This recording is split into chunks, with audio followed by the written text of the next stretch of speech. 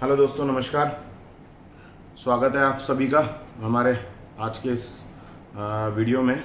कैसे हैं आप सभी लोग? आई होप सभी लोग अच्छे होंगे, बढ़िया होंगे। तो दोस्तों, आज एक स्पेशल वीडियो लेके आया हूं आप लोगों के लिए।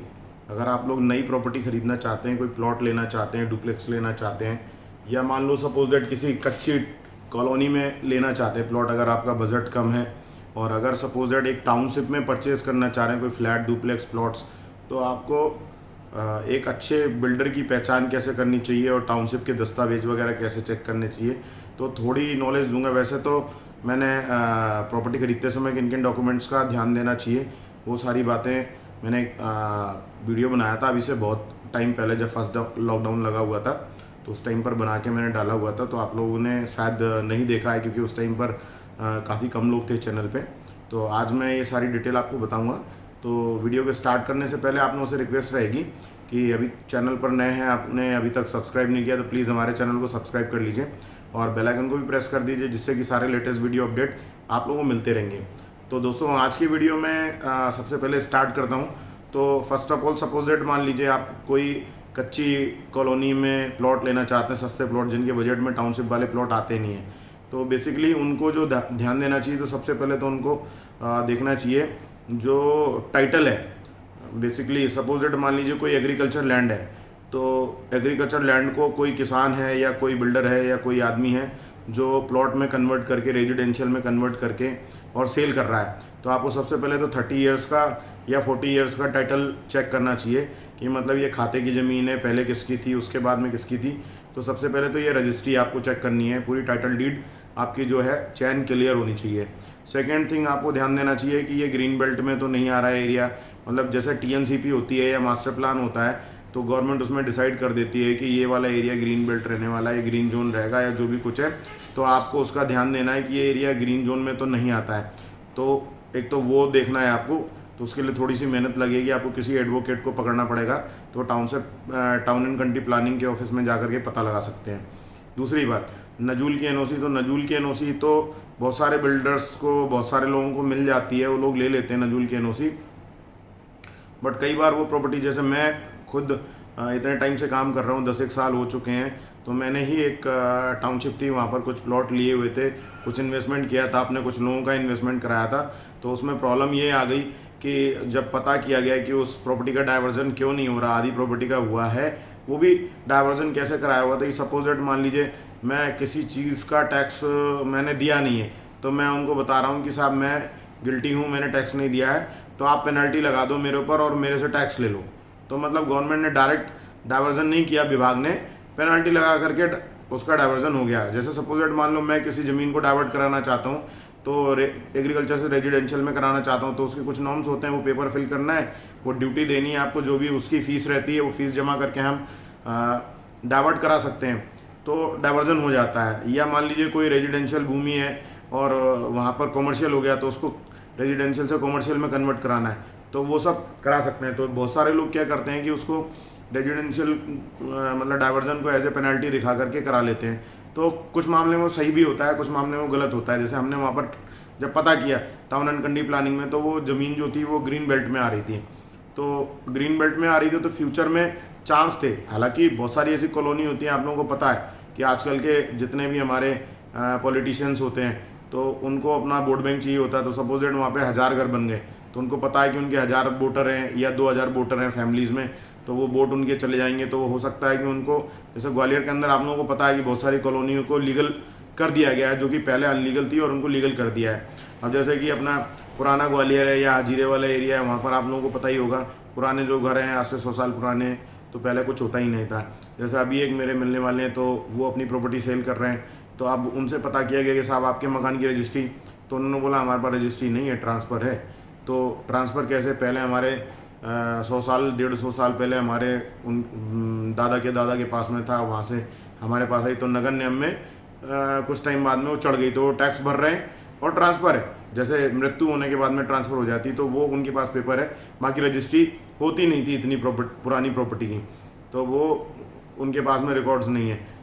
पर वो जेन्युइन है, रजिस्ट्री नहीं है फिर भी वो जेन्युइन है, क्योंकि 150 साल से एक ही रिकॉर्ड है, एक ही फैमिली के पास में है, तो कोई दिक्कत नहीं है, रजिस्ट्रार आपको रजिस्ट्री कर देगा। तो एक तो ये मुद्दा भी हो गया। अब जो मेन ट्रैक में अपन थे तो नजूल की एनओसी अपने को चेक करना है और डाइवर्जन की पेपर चेक करना है। अब सबसे खास बात क्या आती है कि सपोजेड मान लो 4 सर्वे क्रमांक हैं, उसमें सपोजेड मान लो 3 एकड़ ज़मीन है या बीघा में समझ लो, 2 बीघा 3 बिसवा या ऐसे कुछ भी समझ लो, आप एक एग्जाम्पल ले लेते हैं। तो उसमें क्या होता है कि जो टीएनसीपी की परमिशन मिलती है, नगर निगम की परमिशन होती है या रेरा उसके बाद आता है। तो जब एक प्रॉपर कॉलोनाइज़र एक प्रॉपर डेवलप्ड कॉलोनी बनाता है तो उसमें तो सारे सर्वे क्रमांक डाल दिए जाते हैं और जो भी नक्शा गवर्नमेंट से अप्रूव्ड होता है, इन डिपार्टमेंट से, टीएनसीपी से या अपना नगर निगम से, दोनों जो नक्शे अप्रूव्ड होते हैं, तो उसमें ये डल जाता है कि ये सर्वे क्रमांक के अंदर हमने एक मान लो supposed 1 lakh square feet land area है जिसमें कि हमने आपको 60,000 स्क्वायर फीट एरिया प्लॉट के लिए दिया, बाकी रोड में चला गया, गार्डन में चला गया, बाकी मान लीजिए कमर्शियल में कुछ एरिया चला गया, कुछ सेप्टिक टैंक बनाने में चला गया, कुछ ओवरहेड वाटर टैंक बनाने में चला गया, तो सारे एरिया वो लोग डाल देते हैं। पर जब कच्ची कॉलोनी होती है तो वहाँ पर आपको सबसे बड़ी मेन चीज़ ध्यान देने वाली ये है कि ज़मीन है 5 बीघे। अब 5 बीघे में सपोजेड मान लो जो सर्वे क्रमांक में आपका प्लॉट है, या तो वो सारे सर्वे क्रमांक डाल के रजिस्ट्री कर रहे हैं तब तो ठीक है, चल जाएगा। अगर वो एक ही सर्वे क्रमांक नंबर डाल के और रजिस्ट्री कर रहे हैं तो उसमें आपको प्रॉब्लम आ ही जाएगी। प्रॉब्लम क्या आएगी कि पता चले सर्वे क्रमांक के अंदर 15 प्लॉट ही बन सकते हैं और उन सज्जन ने 22 प्लॉट की रजिस्ट्री कर दी। जनरली ऐसा देखा गया है और कई सारी टाउनशिप में ऐसा हो जाता है। कई सारे लोग जो बनाते हैं कच्ची कॉलोनी में तो उसमें प्रॉब्लम आ ही जाती है कि इस सर्वे क्रमांक में इतना, मतलब उनको ही नहीं पता होता है कि ये प्लॉट आधा इस सर्वे क्रमांक में आ रहा, आधा सर्वे क्रमांक में आ रहा है। और ये मैं एक्सपीरियंस कर चुका हूँ, वहाँ पर इतनी सारी गलतियाँ थी उन बिल्डर के साथ में।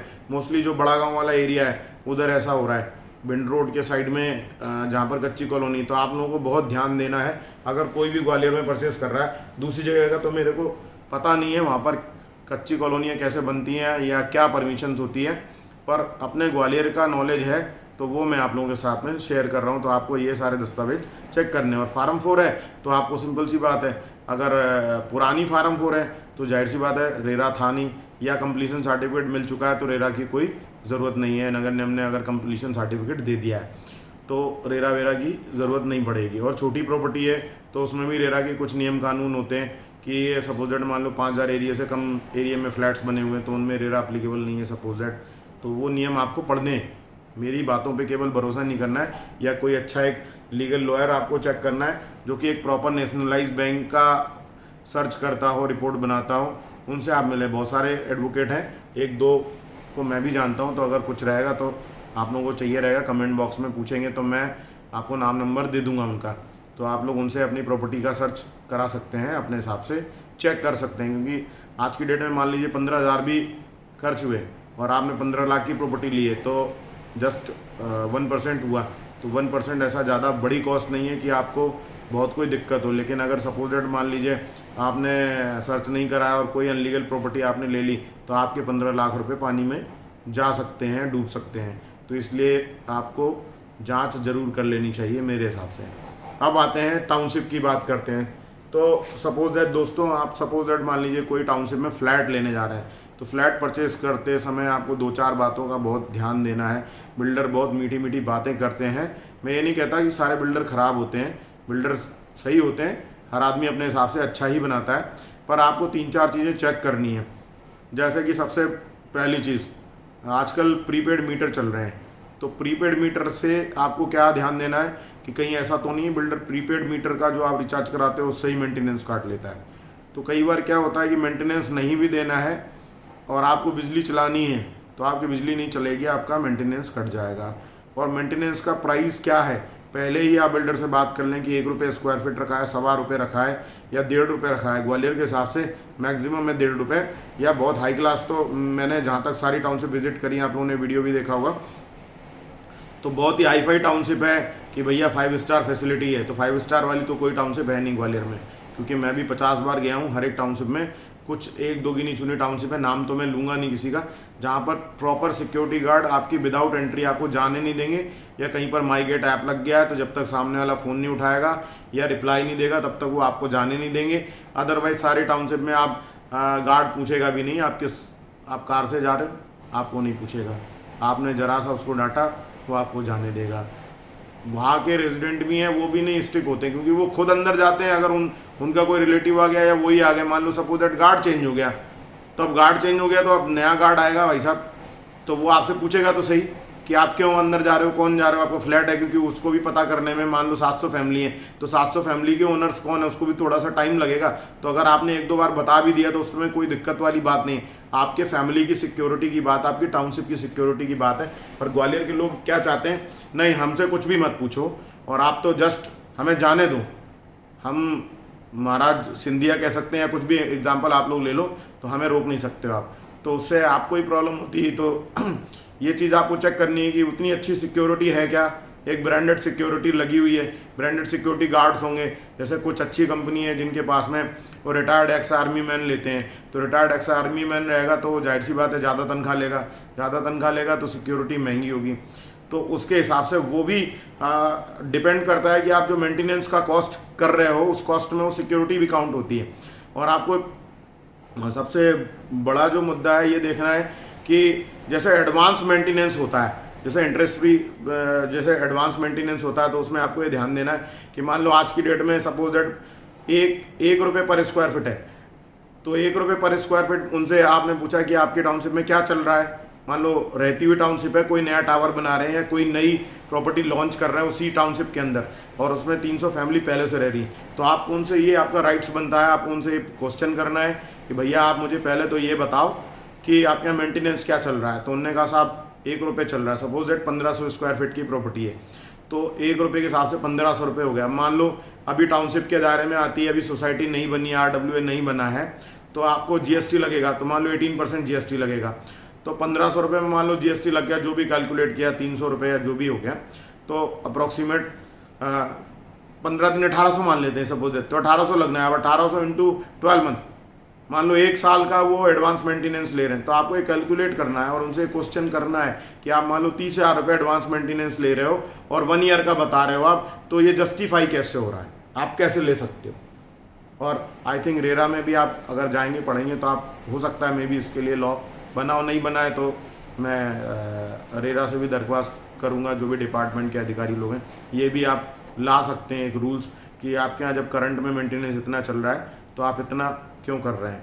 दूसरी बात, अगर टाउनशिप के अंदर कंस्ट्रक्शन चल रहा है तो बिल्डर एक मिनिमम, मेरे हिसाब से तो एक मिनिमम मंथली जो मेंटेनेंस है वो चार्ज करना चाहिए। पूरा मेंटेनेंस नहीं ले सकते हैं क्योंकि पूरी टाउनशिप फुल स्विंग में आई नहीं है, ठीक है, बहुत सारे गार्ड होंगे, या मान लीजिए कि वो जो गार्ड उस टाउनशिप की देख रेख में या जो कर्मचारी लगे हुए हैं उनके पैसे वो उसमें नहीं जोड़ रहे हैं, अपने खर्चे में नहीं दिखा रहे हैं, अपने बुक्स में नहीं दिखा रहे हैं, उनको अलग से मेंटेन कर रहे हैं, तो ठीक है, कोई दिक्कत नहीं। अदरवाइज आपका राइट्स बनता है, आप उसके लिए भी बात कर सकते हैं। कई सारी टाउनशिप में बिल्डर आपको पोजीशन दे देते हैं, तो आपकी में एक पैसेंजर लिफ्ट तो चालू है, दूसरी वाली जो आपकी सर्विस लिफ्ट है या गुड्स लिफ्ट है या सेकंड लिफ्ट है, मान लीजिए वो भी पैसेंजर लिफ्ट ही है, वो चालू नहीं है। तो अगर दोनों लिफ्ट चालू नहीं है तो भाई साहब किस बात का पैसा देना है। आप पूरा पैसा मत दीजिए, आप उनको बोलिए, रिक्वेस्ट करिए, ये राइट्स बनता है आपका। हालांकि आपको पता है आज की डेट में लोग बोलते हैं आपको लेना है तो लो, नहीं लेना तो मत लो और जाओ, पर ऐसा नहीं है, आपका राइट्स तो है, आपका हक बनता है। अगर आप परचेज़ करने वाले हो, 40-50 लाख रुपए की कोई प्रॉपर्टी ले रहे हो, मैं कहता हूँ 15 लाख 20 लाख 30 लाख जो भी ले रहे हो, तो आप पूछ तो सकते हो उनसे, क्वेश्चन कर सकते हो कि जब लिफ्ट चालू नहीं है तो इसका पैसा क्यों। या सपोजेड मान लो बहुत सी टाउनशिप अभी भी मैंने देखी है जहाँ पर सर्विस लिफ्ट लगनी है, जो उस टाउनशिप में लोग रहते हैं वो अगर मेरा वीडियो देख रहे होंगे तो समझ गए होंगे कि मैं किस टाउनशिप की बात कर रहा हूँ। और अच्छी टाउनशिप है, लोग उसका नाम लेते हैं, लोग कहते हैं मेरे को यहाँ पर फ्लैट लेना है, आज भी उसमें दोनों लिफ्ट चालू नहीं है, उसके बावजूद कुछ टावर्स में चालू नहीं है, उसके बावजूद मेंटेनेंस तो पूरा जा रहा है आपसे।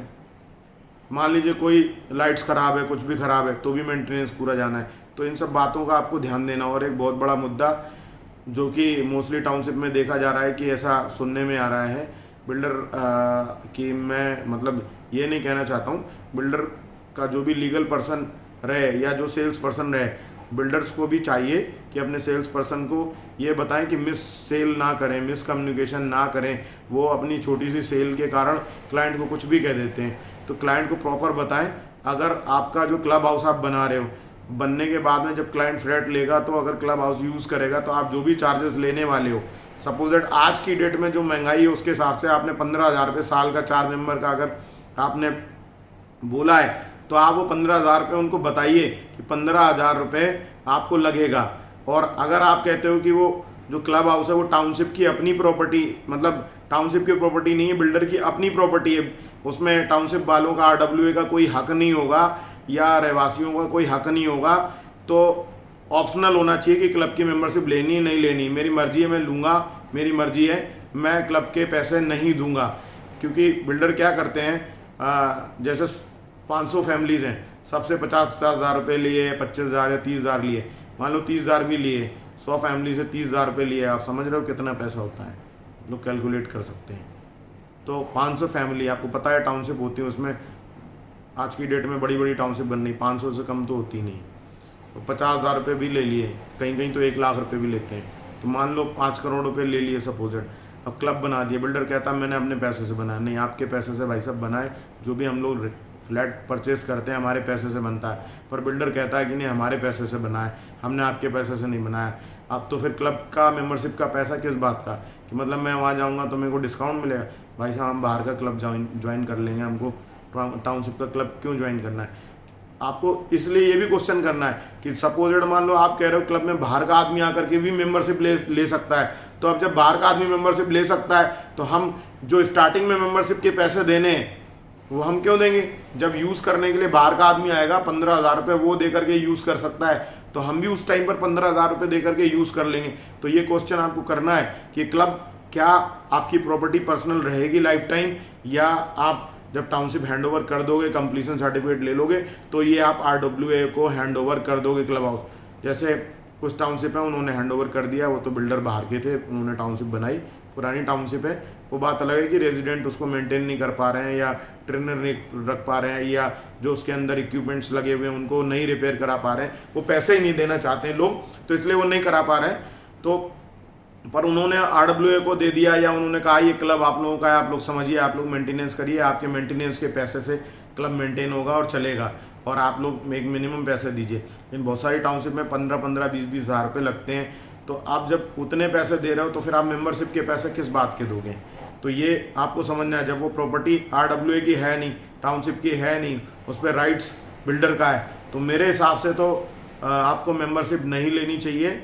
बाकी आपका अपना अपना ओपिनियन है, आप लोग जैसे चाहें वैसे ले सकते हैं, तो ये भी चेक करने वाली एक ज़रूरी बात है। दूसरी बात, आप गार्डन्स वगैरह प्रॉपर चेक करेंगे, जैसे परमिशन मिली थी, कहाँ कहाँ क्या क्या गार्डन बनना था, क्या ओपन एरिया था, उतना एरिया मिला है या नहीं मिला है, या आपको जो क्वालिटी वाइज, सबसे पहले रेरा ने ये बोला है कि अगर आपको सैम्पल हाउस, बिल्डर कहता है कि मैं ये सैम्पल हाउस है, तो जो सैम्पल हाउस में आपको चीज़ें मिल रही हैं वो आपको उसमें भी मिलने वाली हैं। कई बार क्या होता है 5 स्टार जैसा एक सैम्पल हाउस बना देते हैं, और उस 5 स्टार जैसे सैम्पल हाउस को देख करके हम घर खरीद लेते हैं, बाद में जब एक्चुअल मिलता है तो वो होता नहीं है, टाइल चेंज होती हैं, ग्रिल चेंज होती है, सैनिटरी चेंज होती है, और स्विच बोर्ड चेंज होते हैं। तो आपको ये भी ध्यान देना है, आपको पूछना है बिल्डर से कि ये एक्चुअल सैम्पल हाउस है जो हमें मिलने वाला है, या जस्ट आपने लुकिंग के लिए एक सैम्पल हाउस 5 स्टार बना दिया है, तो ये भी आपको क्वेश्चन करना है।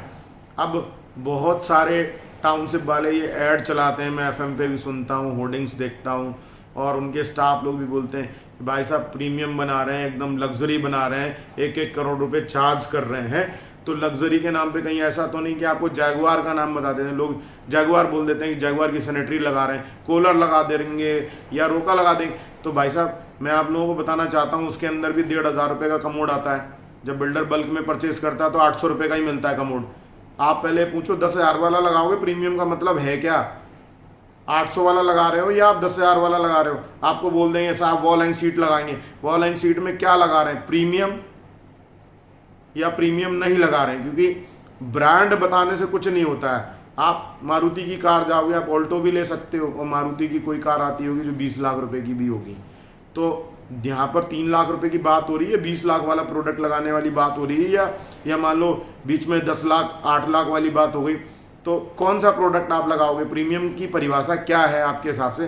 तो आपको फ्लैट, डुप्लेक्स या जो भी आप परचेज कर रहे हो, ये लेते समय आपको ये सारी बातें भी, जब आप अपना जो डील फॉर्म भरेंगे, या सपोज डेट मान लो डील फॉर्म में कई सारी चीज़ें बिल्डर मान लीजिए मेंशन नहीं करता है, तो बिल्डर की एक बुकलेट होती है जो अलॉटमेंट लेटर जिसे बोलते हैं, तो वो 10-20 पेज की एक बुकलेट होती है, उसमें सारी चीज़ मेंशन होती है। तो आपने जो सैंपल हाउस में देखी है या आपको जो मिलने वाली है, तो आप उनको बोलिए या आप मुझे दिखाइए, उसके बाद में आप आगे साइन करिए, क्योंकि आप अपने जीवन की एक गाड़ी मोटी कमाई आप लगाने वाले हैं, लोन भी लेंगे, इंटरेस्ट भी भरेंगे, सब कुछ करेंगे, तो आप घर लेने वाले हैं, तो ये सारी चीज़ें आपका राइट्स बनता है, आपको ये सारी चीज़ें चेक भी करनी है। और आपको लाइट वाइट के बारे में भी चेक करना है कि कई सारे बिल्डर इन्वर्टर की वायरिंग ही नहीं डालते हैं, तो आपको वो भी चेक करना है कि इन्वर्टर की वायरिंग है या नहीं है। तो बहुत सारी ऐसी चीज़ें हैं, जैसे सीसीटीवी है, तो लिफ्ट में सीसीटीवी लगा दिया, कॉरिडोर में सीसीटीवी नहीं लगा हुआ है सपोजेड, तो ये सारी चीज़ें आपने चेक करनी है, पूछनी है, सारी चीज़ें समझनी है, उसके बाद में ही आपको बुकिंग करनी है या अपना बुकिंग अमाउंट देना है। तो वीडियो काफ़ी लंबा हो गया, 21-22 मिनट हो गए हैं, तो दोस्तों मैं चाहता हूँ कि वीडियो को यहीं विराम दूँ और जल्द मिलेंगे नई वीडियो के साथ में। अगर कोई सुझाव है आप लोगों का कि मुझे आगे किस टॉपिक पे वीडियो बनाना चाहिए या किस टाउनशिप का बनाना है या आप लोग क्या देखना चाहते हैं, क्योंकि देखिए रिक्वेस्ट है कि मैं वीडियोस तो बनाता हूँ टाइम टू टाइम, जब भी टाइम मिल जाता तो मैं बनाता हूँ, लेकिन आप लोग शेयर नहीं कर रहे हैं, सब्सक्राइब नहीं कर रहे हैं, तो आप लोगों से रिक्वेस्ट है शेयर सब्सक्राइब ज़रूर करिए, क्योंकि देखिए शेयर सब्सक्राइब नहीं करेंगे तो आप ये बताइए मेरे को भी थोड़ा सा इंटरेस्ट कम आता है, क्योंकि मान लीजिए हमारी जो फैमिली है 13-14 हज़ार लोगों की फैमिली है, यूट्यूब फैमिली, तो 13-14 हज़ार लोग हैं और मैं मतलब जैसे देखता हूँ, तो आप लोग भी देखते हो कि मेरी वीडियोस पे क्या व्यूज़ आते हैं। तो अगर आपको लगता है कि इन्फॉर्मेशन प्रॉपर नहीं मिलती आपको, तो आप प्रॉपरली कमेंट कर सकते हैं कि भाई साहब इन्फॉर्मेशन अच्छी नहीं लगी। आप बिल्कुल डिसलाइक करिए वीडियो को, अगर आपको पसंद आता है तो लाइक करिए। तो जेन्युइन होना चाहिए कि अगर आपको पसंद नहीं आ रहा तो आप डिसलाइक भी कर सकते हैं। तो रिक्वेस्ट यही है कि वीडियो को ज़्यादा से ज़्यादा प्लीज़ शेयर करें, जिससे कि फैमिली फ्रेंड्स में या कोई भी मेंबर हो जो प्रॉपर्टी लेना चाहता हो, थोड़ी बहुत इन्फॉर्मेशन लेना चाहता हो, तो वो इस वीडियो के माध्यम से थोड़ी इन्फॉर्मेशन ले ले। और जो दस्तावेज की जानकारी क्या क्या होनी चाहिए वो मैंने एक वीडियो बनाया हुआ, उसका लिंक मैं डिस्क्रिप्शन में डाल दूँगा, तो आप उसको भी चेक करिए, एक बार उस वीडियो को भी देखिए। और मैं आपको बताऊँगा कि कई सारी और नई टाउनशिप आने वाली हैं, तो धीरे धीरे मैं उनका वीडियो भी आपको दूंगा। अभी दोस्तों मैं जाने वाला हूँ घूमने के लिए वृंदावन और खाटू श्याम जी के और अपने बालाजी महाराज के, आपको पता ही है मैं उनका बहुत बड़ा भक्त हूँ, उनके दर्शन करने जाने वाला हूँ। तो वहाँ से भी कुछ टाउनशिप के मैं वीडियोस आपको हो सकता है दिखाऊंगा, आपको प्रभु के दर्शन भी कराऊंगा वीडियो के माध्यम से, आप लोगों को शॉर्ट वीडियोस वगैरह दूंगा। तो जो लोग चाहते हैं कि आपको उनके दर्शन मिले, तो आप लोग उस वीडियो को भी देख सकते हैं, वीडियो को लाइक कर सकते हैं। तो चैनल पे नए हैं तो प्लीज़ सब्सक्राइब ज़रूर करें, और जल्दी मिलते हैं नई वीडियो के साथ में। तब तक के लिए स्वस्थ रहें, मस्त रहें, नमस्कार।